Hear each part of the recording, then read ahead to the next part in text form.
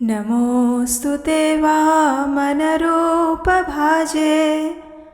नमोऽस्तु ते क्षत्रकुलान्तकाय, नमोऽस्तु ते रावणमर्दनाय,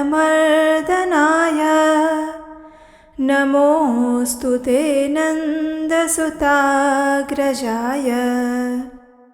हे वामन रूपधारी, आपको नमस्कार है। क्षत्रिय कुल का अंत करने वाले परशुराम रूप में आपको नमस्कार है। रावण का मर्दन करने वाले श्री राम रूपधारी आपको नमस्कार है तथा नंद नंदन श्री कृष्ण के बड़े भाई बलराम रूप में आपको नमस्कार है। हरे कृष्णा। इस स्तुति के साथ चलिए आज आषाढ़ मास की हमारी कथा श्रृंखला को फिर से शुरू करते हैं और सुनते हैं सूत गोस्वामी द्वारा सुनाई हुई एक और सुंदर कथा। आइए आज की कथा आरंभ करते हैं। श्रील सूत गोस्वामी ने कहा, हे ब्राह्मणों, अब मैं आपको एक प्राचीन इतिहास सुना रहा हूँ, ध्यान से सुनिए। रामानुज नाम से प्रसिद्ध एक जितेंद्रिय विष्णु भक्त ब्राह्मण थे। धर्मात्मा रामानुज ने वानप्रस्थ आश्रम में स्थित होकर आकाश गंगा तीर्थ के पास तपस्या करने लगे थे। गर्मी में भगवान विष्णु का ध्यान करते हुए वे पंच अग्नि के मध्य में स्थित रहते थे। वर्षा में खुले आकाश के नीचे बैठकर मुख से अष्टाक्षर मंत्र का जप करते रहते और हृदय में भगवान जनार्दन का ध्यान करते तथा जाड़े में जल के भीतर निवास करते थे। वे समस्त प्राणियों के हितैषी, जितेंद्रिय और सब प्रकार के द्वंद्वों से दूर रहने वाले थे। उन्होंने कितने ही वर्षों तक सूखे पत्ते खाकर निर्वाह किया, कुछ काल तक जल का ही आहार किया और फिर कुछ वर्षों तक वे केवल वायु पीकर रहे। उसके बाद उनकी तपस्या से संतुष्ट होकर भक्त वत्सल भगवान विष्णु ने उन्हें प्रत्यक्ष दर्शन दिए। भगवान के हाथों में शंख, चक्र, गदा और पद्म शोभायमान थे। उनके नेत्र विकसित कमल के दलों की भांति सुंदर थे। श्री अंगों की दिव्य प्रभा कोटि सूर्य समान थी। पक्षीराज गरुड़ के ऊपर आसीन होकर छत्र और चंवर से वे सुशोभित हो रहे थे। विश्वक्सेन और सुनंद आदि पार्षद भगवान को सभी ओर से घेर कर खड़े थे। वीणा, वेणु और मृदंग आदि बजाने वाले नारद आदि के द्वारा उनकी महिमा का गान हो रहा था। भगवान का ऐश्वर्य परम उत्तम रूप से प्रकट हो रहा था। वे पीतांबर से शोभायमान थे। उनके वक्षस्थल में लक्ष्मी का निवास था। श्याम और मेघ के समान उनकी कांति थी। दोनों पार्श्व भाग में खड़े हुए सनक आदि महायोगी भगवान की सेवा में लगे हुए थे। अपनी मंद मंद मुस्कान से तीनों लोकों को मोहते और अंगों की दिव्य प्रभा से दसों दिशाओं को सम्मानित और प्रकाशित करते हुए भक्त सुलभ भगवान वेंकटेश्वर महामुनि रामानुज के पास उपस्थित हुए। उन्होंने अपनी चारों बाहों से मुनि को पकड़ लिया और हृदय से लगा लिया। उसके बाद भगवान श्री विष्णु ने उन्हें कहा, हे महामुने, कोई वर मांगो। मैं आपकी तपस्या से बहुत प्रसन्न हूँ।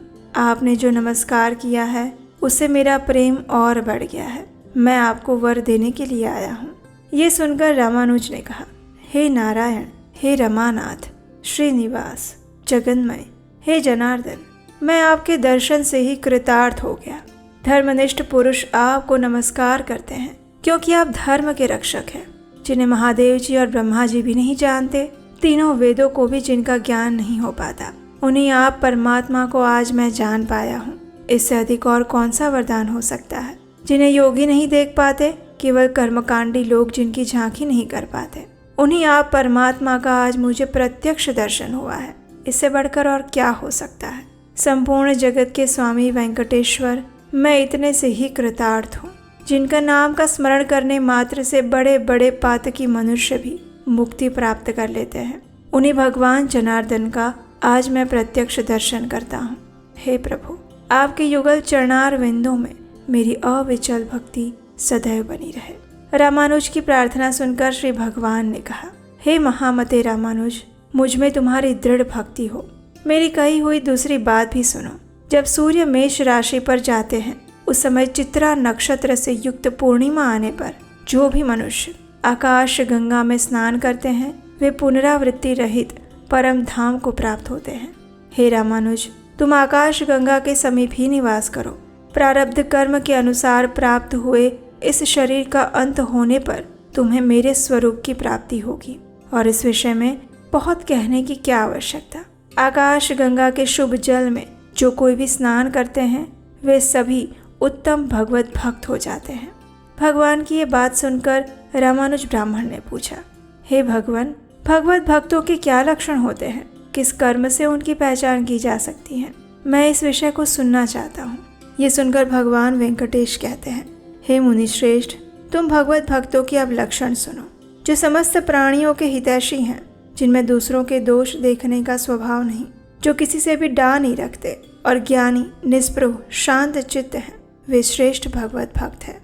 जो मन, वाणी और क्रिया द्वारा दूसरे को पीड़ा नहीं देते और जिनमें संग्रह करने का स्वभाव नहीं है और उत्तम कथा श्रवण करने में जिनकी सात्विक बुद्धि सदैव लगी रहती है। जो मेरे चरणार विंदों के भक्त हैं, जो उत्तम मानव माता पिता की सेवा करते हैं, देव पूजा में तत्पर रहते हैं, जो भगवत पूजन के कार्य में सहायक बनते हैं और पूजा होती हुई देखकर मन में आनंद मनाते हैं, वे भगवत भक्तों में सर्वश्रेष्ठ हैं। जो ब्रह्मचारियों और सन्यासियों की सेवा करता है और दूसरों की निंदा कभी नहीं करते, जो श्रेष्ठ मनुष्य सबके लिए हितकारक वचन कहते हैं और जो लोक में सद्गुणों के ग्राहक हैं, वे उत्तम भगवत भक्त हैं। जो सभी प्राणियों को अपने समान देखते हैं और शत्रु तथा मित्र में समभाव रखते हैं, जो धर्मशास्त्र के वक्ता और सत्यवादी हैं और जो ऐसे पुरुषों की सेवा में रहते हैं, वे सभी उत्तम भगवत भक्त हैं। दूसरों का अभ्युदय देखकर जो प्रसन्न होते हैं और भगवान नामों का कीर्तन करते रहते हैं, जो भगवान के नामों का अभिनंदन करते हैं और उन्हें सुनकर अत्यंत हर्ष में भर जाते हैं, संपूर्ण अंगों में रोमांचित हो उठते हैं, जो अपने आश्रम उचित आचार के पालन में तत्पर, अतिथियों के पूजक और वेदार्थ के वक्ता हैं, वे उत्तम वैष्णव हैं। जो अपने पढ़े हुए शास्त्रों को दूसरों के लिए बताते हैं और सर्वत्र गुणों को ग्रहण करने वाले हैं, जो एकादशी का व्रत करते हैं, मेरे लिए सत्कर्मों का अनुष्ठान करते हैं, मुझ में मन लगाते हैं, मेरा भजन करते हैं और मेरे भजन के लिए लालायित रहते हैं एवं सदा मेरे नामों के स्मरण में तत्पर रहते हैं, वे उत्तम भगवत भक्त कहे गए हैं। सद्गुणों की ओर जिनकी स्वाभाविक वृत्ति है, वे सभी श्रेष्ठ भक्त हैं। और इस प्रकार भगवान श्री हरि ने रामानुज ब्राह्मण को भगवत भक्तों के संपूर्ण लक्षणों के विषय में विस्तृत जानकारी प्रदान की। इसका श्रवण करके रामानुज ब्राह्मण ने धन्यता का अनुभव किया। आजीवन भगवत भक्ति और तपस्या करते हुए जीवन के अंत में उन्होंने मोक्ष को प्राप्त किया। वैकुंठ से आए हुए विमान पर भगवान के ही समान सारूप्य मुक्ति प्राप्त करके वे वैकुंठ लोक में चले गए। और यही थी हमारी आज की आषाढ़ मास कथा। हमें आशा है कि ये कथा आपको अच्छी लगी होगी। अगर अच्छी लगी है तो इसे लाइक कीजिए, शेयर कीजिए और आपके अपने चैनल उपदेशाष्टकम को सब्सक्राइब करके रख लीजिए। और हम आपसे मिलेंगे इसी कथा की अगली कड़ी के साथ कल प्रातःकाल। हरे कृष्णा।